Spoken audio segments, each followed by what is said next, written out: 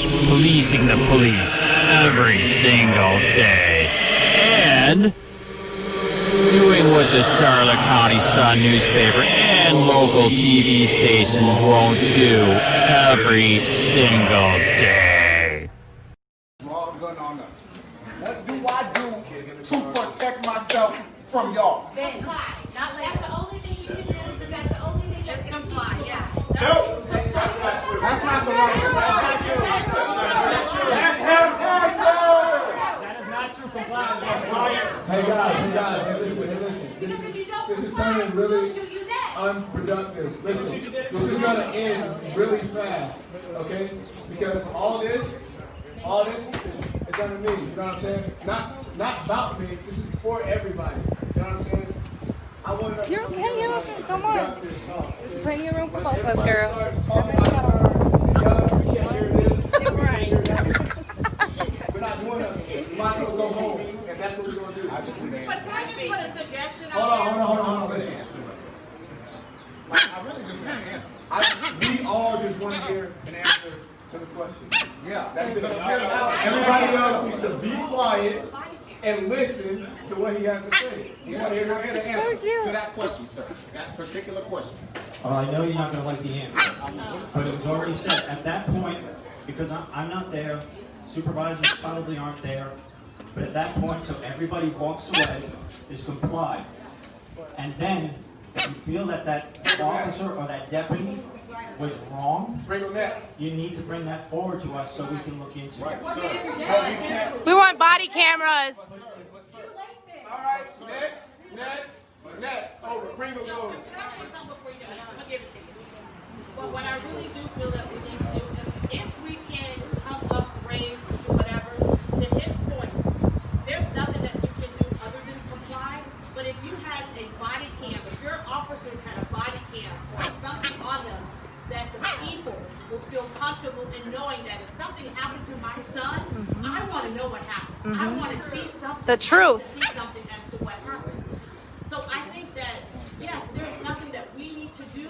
However, I think there's some demands that we need to put on the police officers as far as we want. Absolutely. We want body cams. We want a review committee. We don't want complaints to go to their own supervisor. Their own supervisors are going to do nothing. We need other people to do the review. Like, those are the things that we need to put in place. So yeah, there's nothing that individually we can do right now other than put demands as far as what is needed from the people here. Because we all have to work together. This is our community and everybody wants to work together. And I hate the notion of them and us. It is no them and us. It's all of us. And all of us have to work to learn how to get this thing worked out. Hey, give it to my brother right here, please, because he was about to say something. In response, yes, certainly. In response to the whole concept of compliance, that's why the nation's protesting now. Because George Floyd, he did not resist. So compliance has absolutely nothing to do with what the cops are doing. Because we have, again, black and brown people who are being shot to death, Look at their faces. who are being beaten by officers, and they comply. What was the brother's name that was sitting in the car with his wife and children? He did nothing but comply, and he was yet shot. So again, there's nothing we are to do that we are not doing. The responsibility does not rest upon our shoulders. I do believe that there's some good officers out there, and we could very well have some of them here. I don't know, but there's a lot of bad ones. And listen to this scenario. Look at their faces. If there's 100 dogs headed toward me, and I'm told that 10 out of those 100 Are good. 10 out of those 100 are evil and sadistic. Do you think I'm going to stand there and risk my life hoping I come in contact with one of the good 10? Absolutely. No, I'm going to view all of them as such until there is a change within the infrastructure of these law enforcement agencies. There needs to be a real conversation. Needs to be a real conversation on what you all are going to do. And it's okay to start now. Today is the first day of the rest of all of our lives. We can begin now, turning a new page, entering into a new chapter, and making a promise. We can start from there.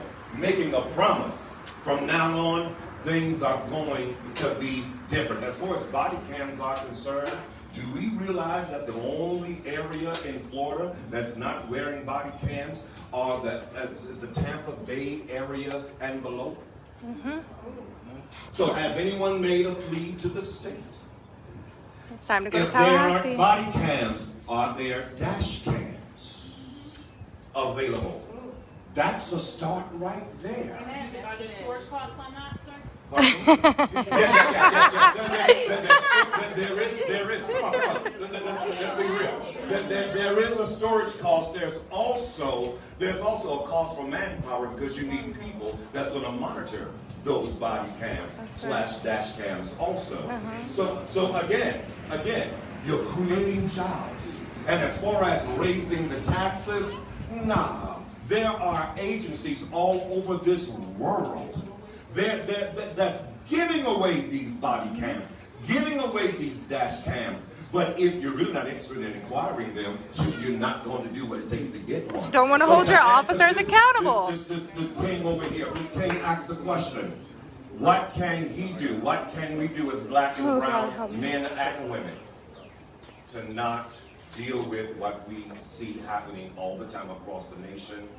Only thing we can do at this time is continue to take a stand, make our voice heard, and make demands, and stand behind the demands. Don't come out here today and let this be it. This should be the beginning of something perpetual. Every single time there is a concern in the community, 100, 200, 300 people ought to come together peacefully and intelligently. But if I'm not mistaken, I see 2 preachers and I'm one of them.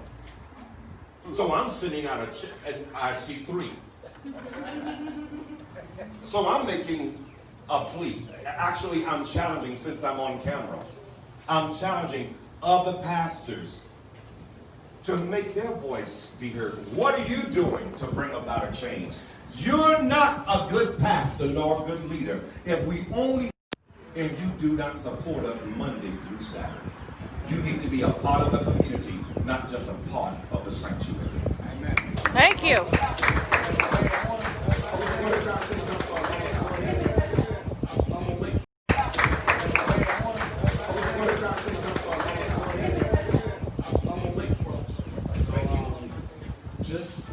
So now, for us who's sitting in the parking lot, okay, we got to keep ourselves safe. But really, I'm more or less concerned about the mentality of the police officers. So, my question is, do you guys go under some like psychoanalysis or something like that?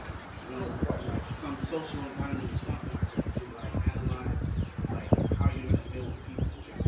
And then on top of that, you gotta watch like the way officers conduct themselves in the office, at home, you know what I mean? What do they do on their free time? I'm not saying that you guys can't have a private life, but I know if I'm wearing like my clothes from work, or even if I work somewhere and I'm acting crazy, my job finds out about it, I'm out.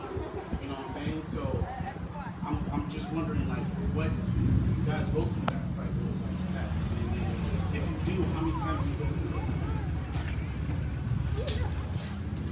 There is a site evaluation that the law enforcement go through. They go through on the hiring process.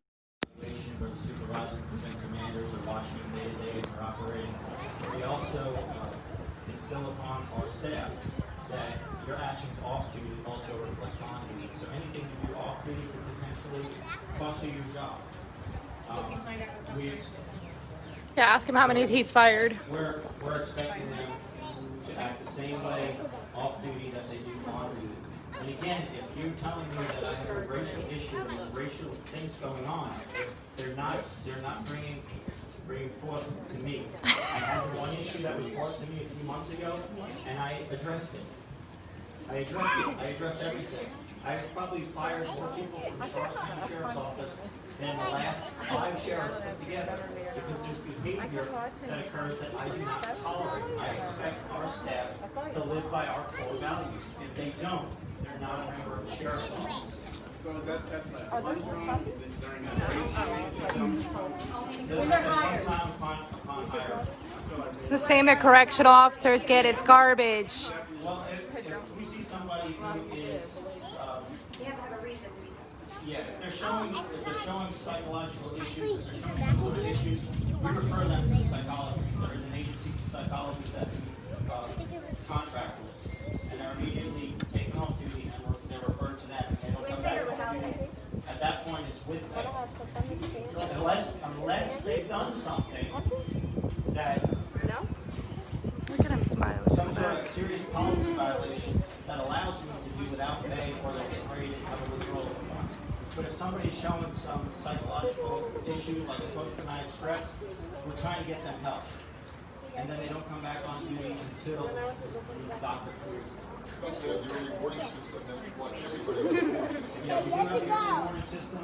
We go through that, and there's a criteria that they meet, and our internal affairs sergeant goes through all reports, all different types of things to try and identify people who may be on the risk of offending or violating any one of our policies. This guy is, but he's been watching me.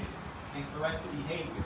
If we can't correct the behavior, then we do what we got to do. But we first try to correct the behavior because staffing is hard to get nowadays. Staffing is hard to get nowadays. We got legacy back here. She wants to say something.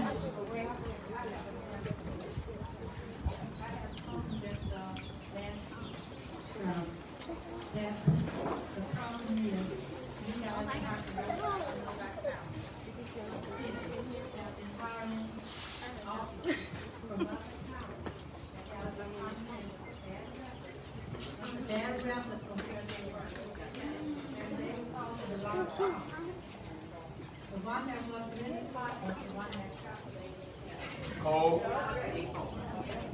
there are several others. And the chief that mentioned this that we have one once a month. And he said a lot of this is going on.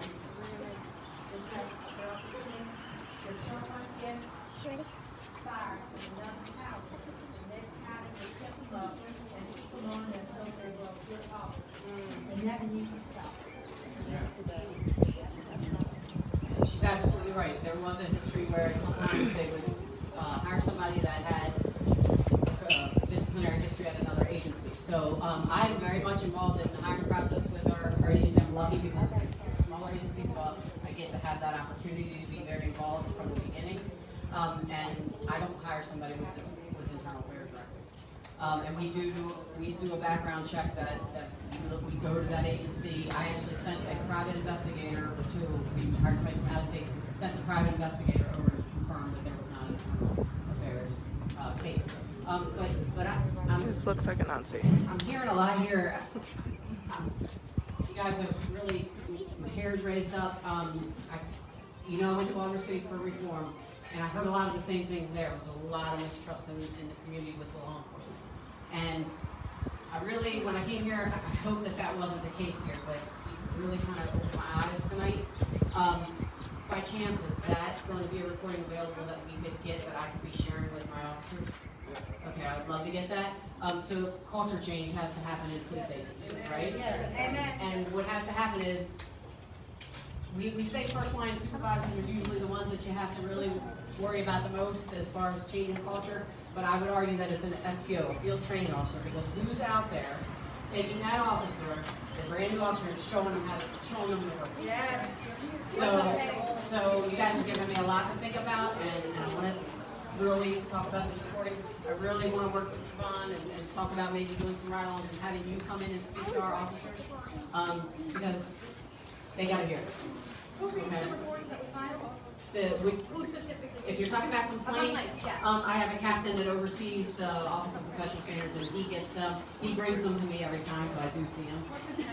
Captain Jason Cheskini, that's common stone. Yes. You go directly to him and not. Yeah, and actually, if you look at our website, there's a way that it goes right to them. And all of our email addresses and all of our phone numbers are right there that you guys can have. Yes, ma'am.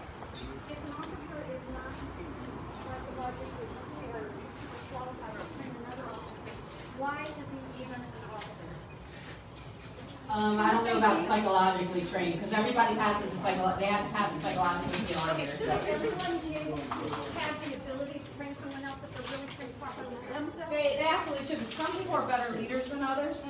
That's just a natural thing. So we want that person that's going to be a good leader as well. One of the policies that both the sheriff and I have in place too, when you're talking, what happened up in Minneapolis is that 3 officers sat there and watched this happen. So we have a policy in place that says duty to intervene, but what has to happen with that policy in place that says duty to intervene, I can have that, just write it, put it right, big deal, right? That culture has to be there that I am not intimidated to tell that officer, get the hell off of that guy. So that is one thing that we've been working on as well, is it's a culture thing. And how many people on the force are actually African American? I think that plays a big role as far as our communities not having any representatives there. So I think it's just as much of a challenge on you guys to give the outreach to these younger kids and tell them that, hey, this is a legitimate job. I don't want to come across as someone who has anger or battle against the cops, because you guys have a very important job, but we don't have enough of our representatives, we don't have enough of our voice on a daily basis in these meetings that no one's seeing, in those car rides that people are saying whatever. We need to be there. So I want the youth, you know, I don't know if I could be a cop, you know what I mean? But I know there's kids out there, and if I could encourage anybody, you know, from my side, I think it's a two-way thing. So. But also hire people that don't just want that job. They actually care. They want to be civil servants. Profession, and you got to really go from the heart.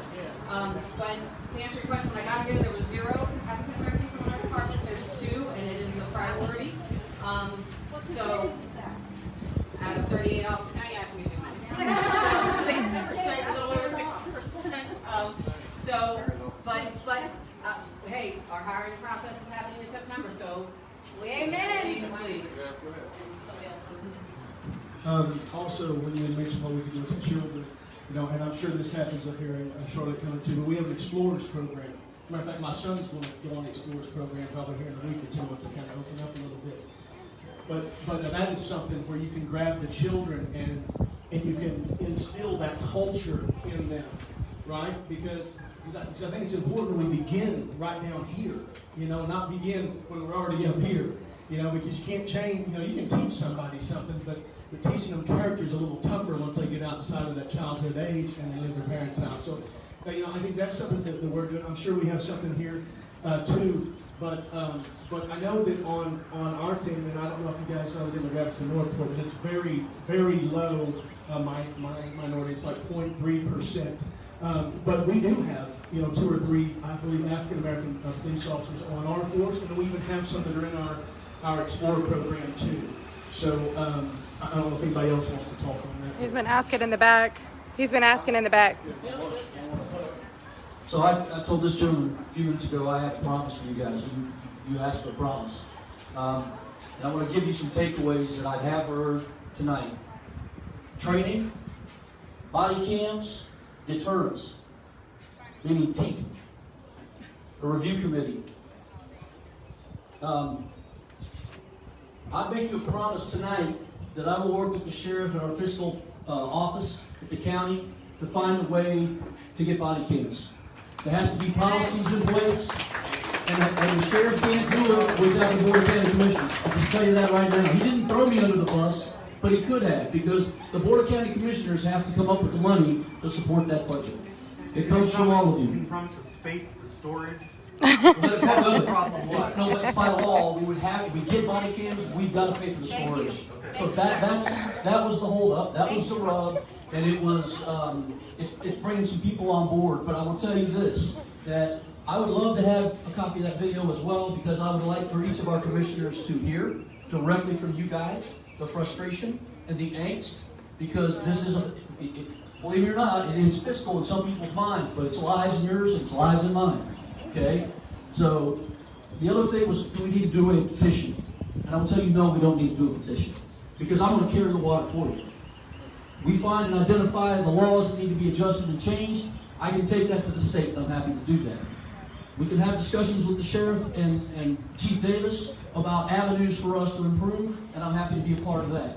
And y'all should be at that table, okay? So, I am more meetings. But I am making that promise, because I'm on this issue and many other issues I get involved in, I'm a dog on a bone.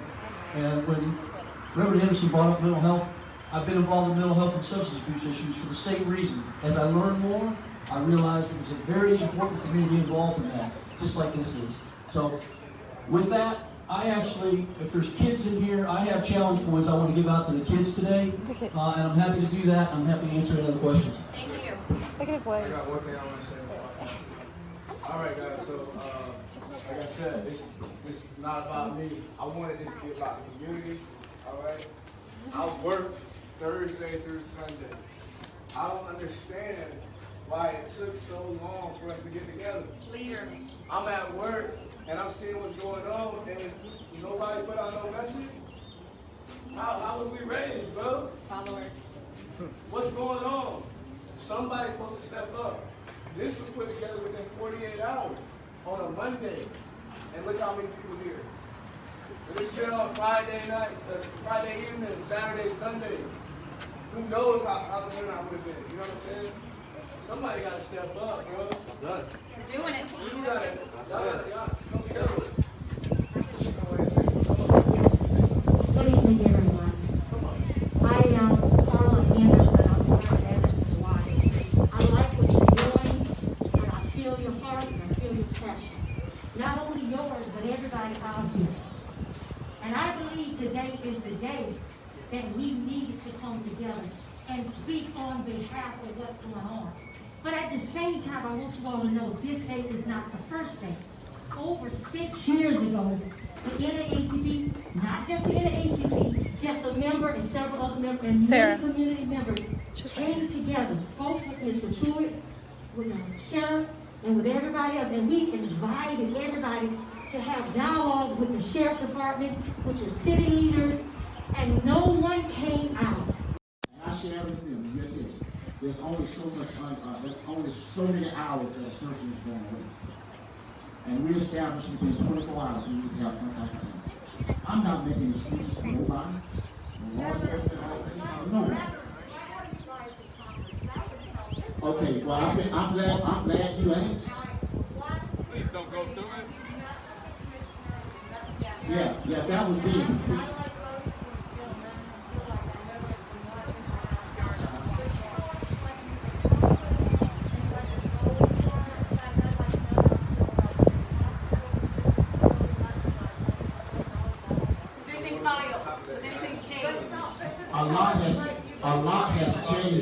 A lot has changed in 6 years. Okay? When'd you get braces? Did you really? That look good. The rules, the communication, even with the mental health. I heard someone ask about how can we get information. What we wanted to do was bring mental health training down here to Coop Street. People are upset. Where law enforcement officers was using. So y'all know that the sheriff doesn't want body cams. Maybe $4 or $5. Okay, Commissioner Truitt flew up and down to Washington. Maybe that's not a concern of yours. Did somebody file a paper? Yes, okay, well, let me help you. You're looking for documentation. I'm gonna let We need to know what we need to do as a people. Can I ask you this question? I haven't heard from you. I don't want to discuss everybody else channeled it. I heard from her, the committee. What do we need to do as a people that's peaceful, paper-wise, to bring to you to make a change within your department so we can make sure that this craziness that's going on outside of our little home doesn't come home? You understand what I'm saying? This, what we're talking about mental health and all that stuff, that's not what we're talking about. We're talking about worrying about the crazy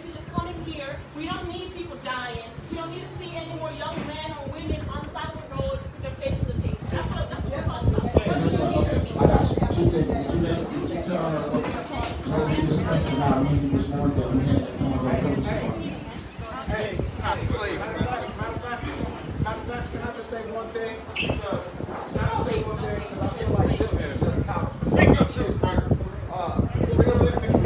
all y'all police walk around with a gun, y'all pull us on the chart. For what? Answer that question.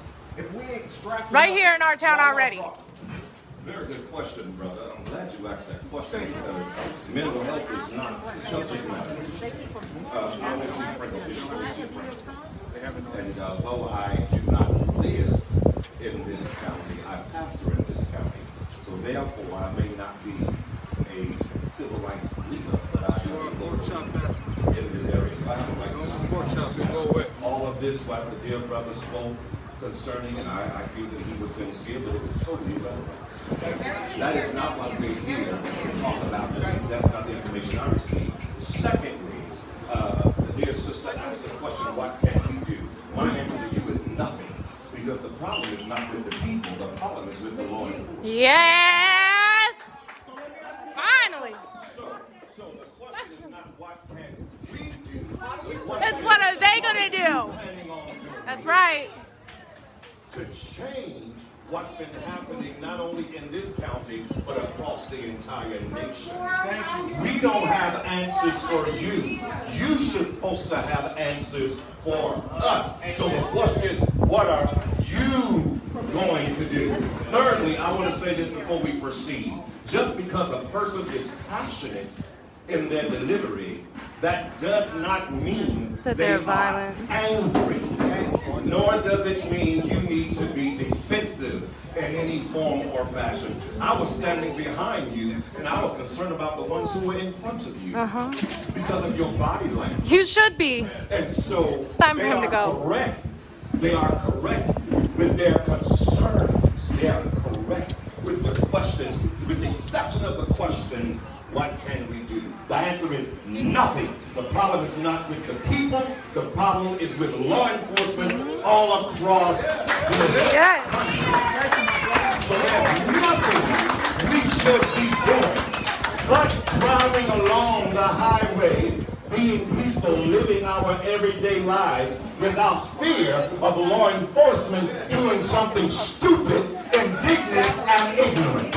And irresponsible. Nothing. Sister, there's nothing else to do with live. They have a responsibility. They're civil servants. The law enforcement, they work for us. They're civil servants. They work for us. So because they work for us, that simply means they should be concerned about how we feel about their job. And whenever they pass the buck back on the people, that simply suggests this, no, it's not our fault, it's your fault. That's a lie. And that is a narrative that I just cannot afford to stand here and allow to be given to these people who are simply wanting a safe environment. Fourth thing, and I'm going to stop for now.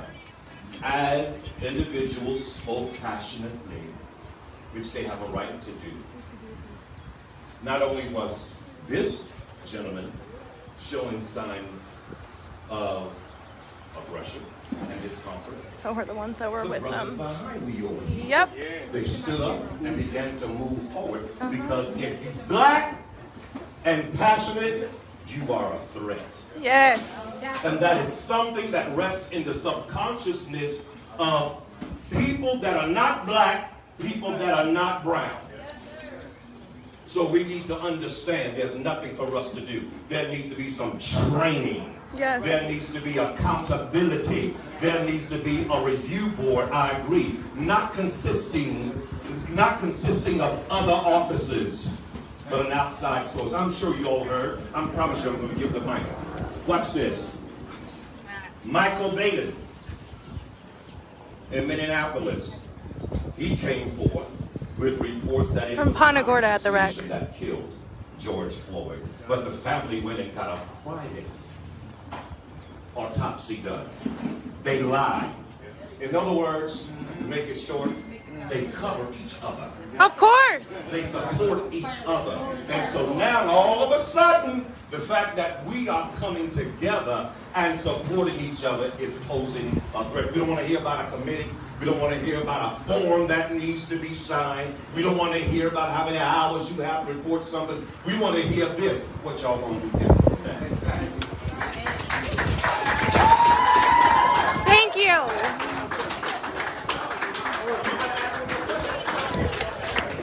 I would like to say that thank you very much. Thank you for speaking. Thank everyone for speaking. I heard something different. I did hear all those things talked about. I recognize what the stand here said in the fact that we're asking we need this information that we need to they know how to redact it. And what they need is support. That's what we're here for now. I heard answers to a lot of our questions. I heard what we can do. I heard what certain people are doing. I heard something different.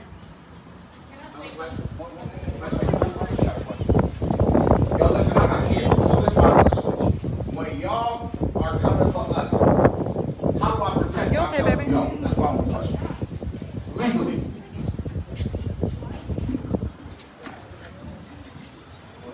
I would like to hear that from a police officer, sir.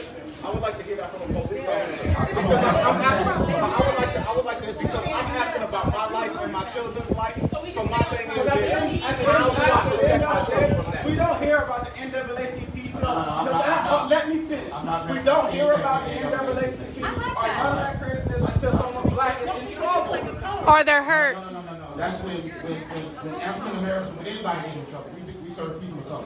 Okay, it's not an individual.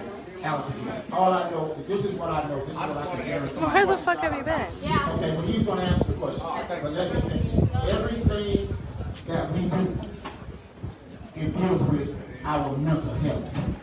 We have to be able to think rationally and move aggressively. Okay? I'm just letting you know. All right? I want to drive to my house. I want to Hey, not reading the room. Hey,